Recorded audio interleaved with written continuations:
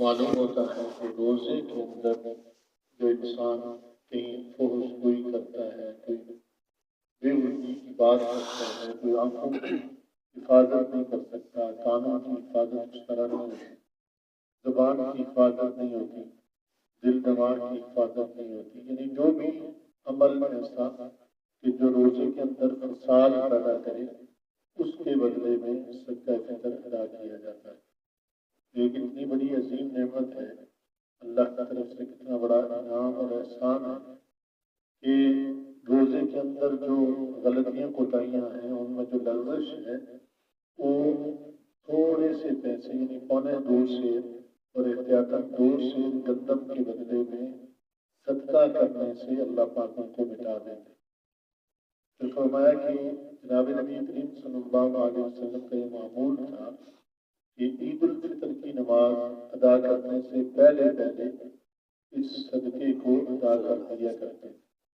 اور اس کی ایک وجہ یہ بھی ہے کہ جس آدمی کو، کیونکہ جناب نبی کریم صلی اللہ علیہ وسلم نے فرمایا کہ مسکین اور فقیر کو روزی فراہم کرنے کا ایک ذریعہ ہے، تو جس آدمی کو صدقہ فطر دیا جائے وہ بھی اور اس کے بچے بھی عید کی خوشیوں میں شریک ہو جائے۔ اللہ کی طرف سے بڑا احسان اور غنیمت اللہ پاک اس ہمارے صدقے کو قبول فرما کر تو اس سے روزوں کی آسائش اور لغزشیں ختم ہوتی، تو برابر اہتمام سے صدقہ فطر ادا کر دینا چاہیے۔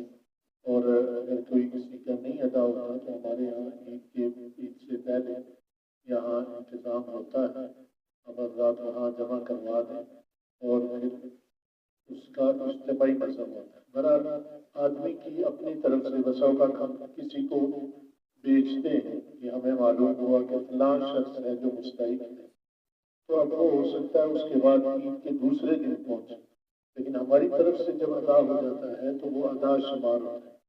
تو اس لیے آج کے دن اور کل کے دن اس کا اہتمام کر کے جو کم سے کم مقدار ہے وہ 300 روپے، یعنی 250 احتیاط 250 پونے 2 سے گندم کا ریٹ ہے، احتیاط 300 روپے رکھا گیا ہے، کمی زیادتی ہوتی رہتی ہے، تو اس حساب سے ادا کر دینا چاہیے اپنی طرف سے اور اپنی بیوی کی طرف سے اور نابالغ اولاد کی طرف سے۔ اور نابالغ سے مراد وہ بچے یہاں مراد دیے جاتے ہیں جو خود کماتے ہیں، جو خود کماتے ہیں وہ اپنا ادا کرتے ہیں، لیکن عام طور پہ والد ہی سب کی طرف سے ادا کرتا ہے۔ اللہ پاک والصلاة والسلام على أشرف الأنبياء والمرسلين محمد وعلى آله وأصحابه أجمعين. اللهم صل على سيدنا ومولانا محمد وبارك وسلم. اللهم صل على سيدنا محمد وعلى آله بقدر حسنه وجلاله. رضي الله تعالى عنا محمد صلى الله عليه وسلم وآله. آمين.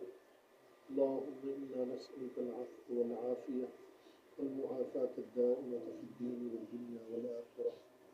اللهم رحمتك نرجو فلا تكلنا إلى أنفسنا طرفة عين. اللهم لا مانع لما أعطيت ولا معطي لما منعت ولا ينفع ذا الجد منك الجد. اللهم ارحمنا بالقرآن العظيم. اللهم اغفر موتانا بالقرآن العظيم. اللهم اغفر لنا بالقرآن العظيم. اللهم ارحمنا بالقرآن العظيم. اللهم ارزقنا بالقرآن العظيم. اللهم اشف مرضانا بالقرآن العظيم. واجعله لنا نورا وهدى وإماما ورحمة. اللهم ذكرنا منه ما نسينا وعلمنا منه ما جهلنا. اللهم ارزقنا تلاوته آناء الليل وآناء النهار واجعله لنا حجة يا رب العالمين. اللهم انفعنا بما علمتنا وعلمنا ما ينفعنا. اللهم رب زدنا علما. اللهم رب ارحمهما كما ربياني صغيرا. اللهم رب ارحمهما كما ربياني صغيرا. اللهم اشف مرضانا ومرضى المسلمين. اللهم اشف مرضانا ومرضى المسلمين. اللهم إنا نسألك رضاك والجنة ونعوذ بك من سخطك والنار.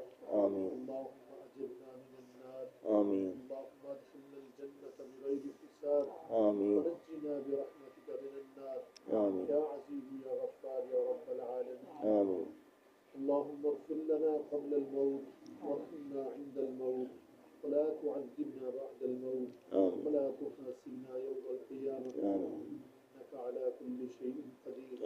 اللهم ربنا آتنا من لدنك رحمة وهيئ لنا من أمرنا رشدا. اللهم ربنا هب لنا من أزواجنا وذرياتنا قرة أعين واجعلنا للمتقين إماما. اللهم ربنا تقبل منا إنك أنت السميع العليم وتب علينا إنك أنت التواب الرحيم. صلى الله تعالى على خير خلقه محمد وعلى آله وصحبه أجمعين. صلی اللہ علیہ وسلم. آمین. کل انشاءاللہ نماز فجر